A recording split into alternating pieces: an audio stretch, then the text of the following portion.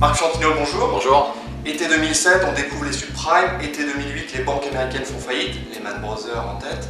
On plonge dans la crise. Été 2009, c'est quoi le programme? Le programme, c'est repos complet. On va pouvoir couper les téléphones, on va pouvoir se reposer. Déjà, les gens anticipent un été meurtrier et ont commencé déjà à faire baisser le CAC de 10% par anticipation. Et bien évidemment, vous savez que le consensus a toujours tort. Donc si tout le monde pense que l'été sera meurtrier, c'est qu'il sera très calme. Donc a priori, pas de catastrophe en vue? Aucune, au contraire. Je pense qu'on va avoir de très bonnes nouvelles pendant l'été. Je pense que le marché aujourd'hui est largement trop négatif et c'est tant mieux. Tous les gens que je croise me disent oui voilà ça y est c'est reparti. Il faut savoir une chose, c'est qu'on est dans une configuration presque mécanique de rebond des marchés liés à l'impact d'abord des plans de relance et puis aussi de la liquidité massive qui a été injectée. Les masses monétaires sont monstrueuses. Aujourd'hui, les journaux donnaient une détente sur les marchés interbancaires comme on n'en a pas vu depuis plus d'un an. Donc c'est-à-dire que l'argent circule à nouveau complètement librement. Les banques se font à nouveau confiance. Les banques se font complètement confiance, elles ont raison de se faire confiance puisqu'elles gagnent un fric fou. Pour l'instant, le problème, c'est qu'elles ont fermé les tuyaux et qu'elles sont complètement hermétiques. C'est-à-dire qu'elles gagnent beaucoup d'argent, mais elles ne le livrent plus. Donc elles ont fermé le coffre-fort et elles se gavent entre elles. Bon, il va falloir qu'elles ouvrent un peu les portes au public pour que tout le monde en profite. En revanche, on est dans une nouvelle hystérie qui va se terminer à nouveau dans le sang dans 9 mois ou dans un an. C'est-à-dire qu'on a pris la poussière et on l'a mise sous le canapé et sous le lit en pensant qu'on l'avait fait disparaître. On ne l'a pas aspiré ni rejeté, on l'a simplement balayé. Donc je suis aujourd'hui absolument affolé par le fait que tout le monde repart dans les mêmes erreurs. On recommence sur les bonus, on recommence sur les salaires, on recommence sur les produits structurés. On a eu des annonces cette semaine où il y avait même il fallait quand même le faire. Ils ont sorti des produits qui s'appellent Smart Securitization. Donc ça veut dire que maintenant on fait de la titrisation intelligente. Donc celle qui était avant était bête, mais maintenant elle est intelligente et tout le monde replonge dedans. Donc ce qui a conduit au subprime, finalement, on est en train de le recréer. Donc, et les gouvernements ferment les yeux, ils comprennent rien, ils se voient au G20, ils s'embrassent et ils disent qu'ils vont moraliser le capitalisme. Nicolas Sarkozy se prend pour Olivier Besancenot, va avec Lula pour faire du social. Bon, enfin, c'est un gag, quoi.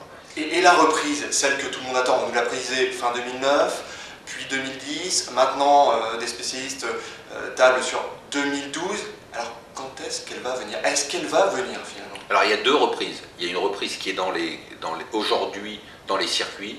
C'est la reprise qui est classique des plans de relance par la consommation. C'est-à-dire que c'est exactement le même effet que la prime à la casse sur l'automobile.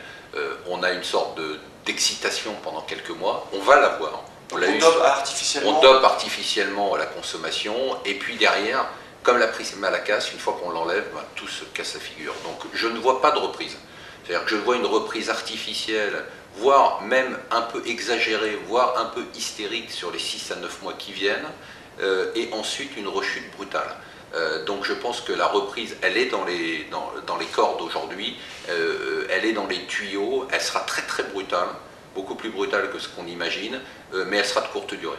Et donc la reprise, la vraie, celle avec de la croissance, de la création de richesses, des créations d'emplois, ça, je crois que c'est un autre monde. C'est-à-dire que ça, autant je pense que les politiques ne vont pas changer, autant l'appât du gain ne va pas changer. C'est pas pour rien que Oliver Stone sort la suite de Wall Street qui s'appelle Money Never Sleeps, c'est-à-dire que tout continue, hein, l'argent ne dort jamais et il va continuer à ne pas dormir. Autant je crois qu'on rentre dans une nouvelle ère économique, c'est-à-dire que la croissance forte et durable, ça n'existe plus. Même dans les pays émergents? Même dans les pays émergents. Je pense qu'on va rentrer dans une période de croissance. Après la hausse, puis la baisse brutale, on va rentrer dans une sorte de stabilisation, de plateau.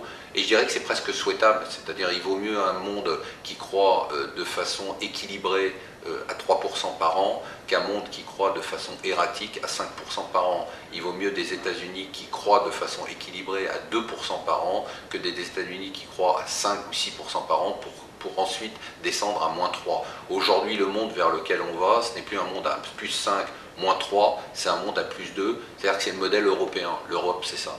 Quand ça va très bien, on croit à 2%, quand ça va très mal, on est à -1.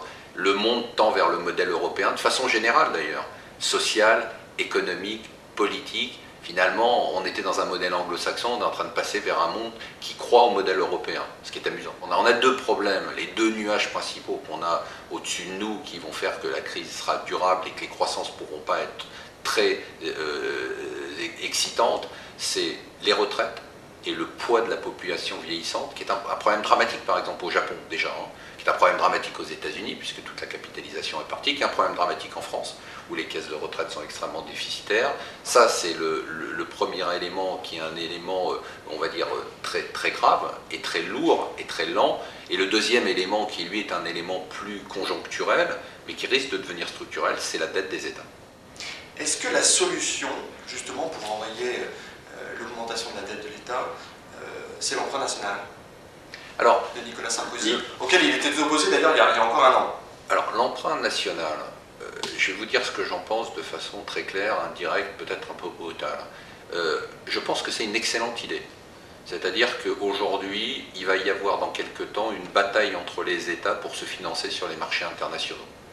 Donc il faut que les pays qui peuvent être autarciques jouent sur leur autarcie. C'est-à-dire que des pays comme le Japon, par exemple, il faut le savoir, le Japon n'emprunte pas sur les marchés internationaux, alors qu'il a une dette colossale. Il va pomper, à travers des emprunts et des obligations, l'épargne des Japonais. Donc dans les pays où le taux d'épargne est très élevé, comme la France, l'Allemagne, le Japon, il faut tout de suite aller vers des grands emprunts nationaux pour ne pas être soumis à la tourmente à venir dans les marchés internationaux de refinancement. Parce que quand les États-Unis vont avoir de plus en plus de mal à se financer, eh bien ils vont faire n'importe quoi, et si vous êtes derrière et que vous essayez de passer pour venir emprunter, vous allez subir les conséquences. Donc il faut vivre en autarcie en termes d'épargne. Donc c'est une grande idée, d'accord, et c'est une bonne idée. C'est une bonne idée si ça aide à restructurer la dette existante. C'est-à-dire, mais si c'est l'arnaque qu'on est en train de nous faire, c'est-à-dire de dire on envoie des lettres aux partis politiques, on fait des meetings, comment on va dépenser ce nouvel argent? Là, je m'affole, c'est-à-dire que je me dis, mais soit c'est de la comédie, on fait semblant de lancer des grands projets qu'on ne financera jamais, ça va très bien, ça me va très bien, c'est-à-dire qu'on se fout de la gueule du monde, mais ça on a l'habitude, soit c'est une réalité et on lève à nouveau de l'argent pour accroître la dette et lancer des nouveaux projets, et là je dis au secours, parce que réemprunter encore 100 milliards d'euros pour aller les dépenser sur des projets dont on verra les fruits dans 3 ou 4 ans, même si c'est pour que la planète soit plus belle, si la planète est plus verte avec des gens qui sont verts parce qu'ils n'ont plus de boulot, je dirais que ce n'est pas le modèle de société que je défends. Donc c'est une grande idée de restructuration de la dette actuelle, c'est une grande arnaque si on décide d'utiliser réellement cet argent. Quel est le pays qui va s'en sortir le mieux finalement de cette crise? La France. Paradoxalement, la France, c'est le matelas pneumatique. C'est-à-dire que c'est un truc ou un bateau pneumatique, c'est un truc qui avance très doucement, mais qui est insubmersible. C'est-à-dire que vous pouvez y aller, vous pouvez appuyer dessus, il est tout mou, et puis à un moment, il ne tombe pas. Pourquoi? Parce que la France aujourd'hui a un modèle qui résiste à la crise. Moi, j'ai prôné le modèle anglo-saxon, donc le dire, ça me fait mal, mais c'est une réalité. Le poids des fonctionnaires, les modèles d'amortisseurs, tout ça fonctionne bien. Attention à une condition, c'est qu'on ne fasse pas les erreurs qu'on est en train de faire sur les dépenses. Il est clair qu'on n'a plus les moyens, on ne peut plus lancer de nouveaux projets, il n'y a pas de chèque vert, de chèque rouge, de chèque bleu. La défense de la planète, on n'a pas le temps de s'en occuper pour l'instant, je suis désolé, on ne s'en est pas occupé pendant 35 ans, c'est pas en pleine crise alors qu'on a des gens qui crèvent de faim dans certains pays et d'autres qui tombent sur le chômage, qu'on doit s'occuper de la limitation du CO2. Je suis désolé pour tous les écologistes, c'est pas une priorité aujourd'hui, et dire que la croissance verte c'est un relais à la croissance, ça aussi c'est une arnaque. Je veux dire, la croissance verte c'est la décroissance. Pour limiter le CO2, le seul moyen, c'est de réduire la croissance. Tout le reste, c'est de la fumisterie. Donc on peut partir en vacances tranquille, Marc? Moi, je pars en vacances tranquille. Voilà, je considère qu'on peut partir en vacances tranquille et en revenir début septembre, et qu'a priori, tout devrait bien se passer, sinon il faut m'appeler. Merci Marc Fiorentino.